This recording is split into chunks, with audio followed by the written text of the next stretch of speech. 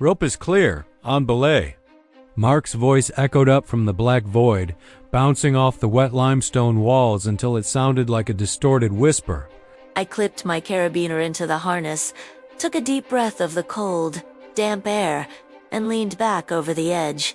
The beam of my headlamp cut through the darkness, illuminating nothing but dust motes dancing in the abyss. We were in the Carpathian Mountains, exploring a previously unmapped sinkhole locals called Gura Ayaduluitha, Mouth of Hell. As I descended, the temperature plummeted, and the sounds of the forest above faded into a heavy, oppressive silence. There were 3 of us: Mark, our leader, myself, Sarah, and Ben, the rookie, eager to prove himself. I touched down on the cave floor, which was slick with mud. Mark was waiting, his face pale in the harsh lead light. He pointed his beam at the ground, revealing a pile of bones. They weren't human, mostly deer wolves, maybe a bear butt.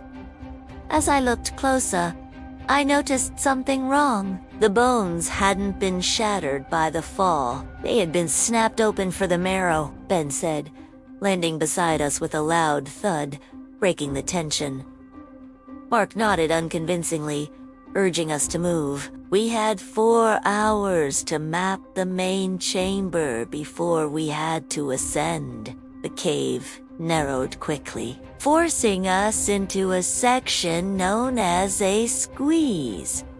It was a horizontal tunnel, barely 2 feet high, requiring us to crawl on our stomachs, pushing our packs ahead of us. The rock pressed down on my spine. The ceiling scraped my helmet, and the air tasted of stale copper. Ben's voice came from behind me, tight with panic. I can't move my chest. It's too tight. I talked him through it, forcing my own voice to remain steady, telling him to exhale and push with his toes. After 10 agonizing minutes, he popped free into the next chamber with a grunt of pain. We stood up, dusting off the clay, and found ourselves in a massive cathedral-sized room where stalactites hung like jagged teeth. That was when we heard it. Click, click, click. It sounded like stones being tapped together, or teeth chattering in the dark. Mark called out. The echo came back. Hello, hello, hello. But then, a 4th echo returned, distinct and guttural. Hell. No. We froze. Ben whispered. Mark gripped his ice axe tighter, dismissing it as just distorted acoustics, but the unease in the air was palpable. We pushed deeper, wading waist-deep through an underground river where the water was crystal clear and freezing. Suddenly, my radio crackled. It was Mark's voice. I spun around, but Mark was standing right next to me, looking at me with confusion. He hadn't touched his radio, I asked, holding up my watch. He shook his head, his eyes widening as he showed me his radio was off. The voice came again, louder this time, echoing from the tunnel ahead of us. It was a perfect recording of Mark's voice, but the tone was wrong. It was flat, mechanical, like a parrot repeating words it didn't understand. Something is down here, I whisper. We need to go back. Now, we turned to leave, but the tunnel we had just come from the way back to the river was gone. A massive boulder had silently shifted, blocking the path, or perhaps we had walked into a trap. Panic set in. We ran, scrambling over sharp rocks and squeezing through fissures, no longer caring about the map. The sounds grew louder. The clicking was everywhere now, and the voices multiplied.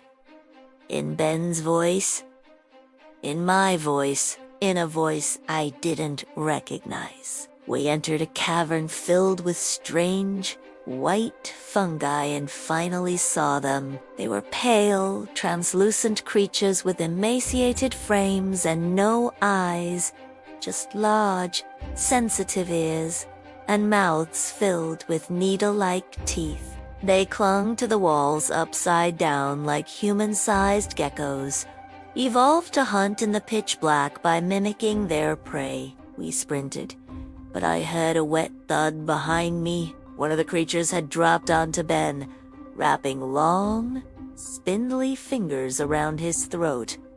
I raised my flare gun and fired. The red flare exploded in the creature's face, making it screech like grinding metal. Mark grabbed Ben, and we dove into a narrow chute, leading downward, sliding uncontrollably until we landed in a pool of water.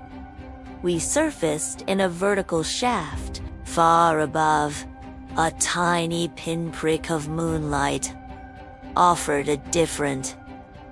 Mark yelled. We scrambled up the sheer rock face, fingers bleeding and muscles burning. Below us, the shadows swarmed, clicking and chattering. As I climbed, I heard Ben sobbing below me. Ben said I looked down to help him, but Ben was 10 feet below. The voice had come from right next to my ear. I turned my head to see one of the pale creatures clinging to the rock inches from my face. It opened its mouth, mimicking Ben's voice perfectly again. I kicked out with my boot, smashing its face, and it fell shrieking into the darkness. We clawed our way out of the hole, collapsing onto the forest floor. The night air was warm, and the crickets were chirping the most beautiful sound I had ever heard. We lay there for a long time, gasping, covered in cave mud and blood. Ben wheezed. We hiked back to the car in silence, desperate to leave the mountain behind. I drove. Mark sat in the passenger seat, and Ben was in the back, sleeping. We were miles away from the mountain, the safety of the highway lights finally calming my nerves, Mark said softly, staring out the window. I replied. Mark said. Then, from the back seat, Ben shifted and yawned. Ben asked sleepily. I froze. My blood ran cold. I asked, my grip tightening on the steering wheel. Ben mumbled, eyes still closed. He went back to the hole. I looked at the passenger seat. The man sitting next to me turned his head slowly. The passing streetlights illuminated his face. It was Mark's face, but the skin was pulled too tight and the eyes were too wide, unblinking. When he smiled, his mouth opened impossibly wide, revealing needle-like teeth. The thing in the passenger seat mimicked my own voice back to me in a perfect, flat whisper. I slammed on the brakes.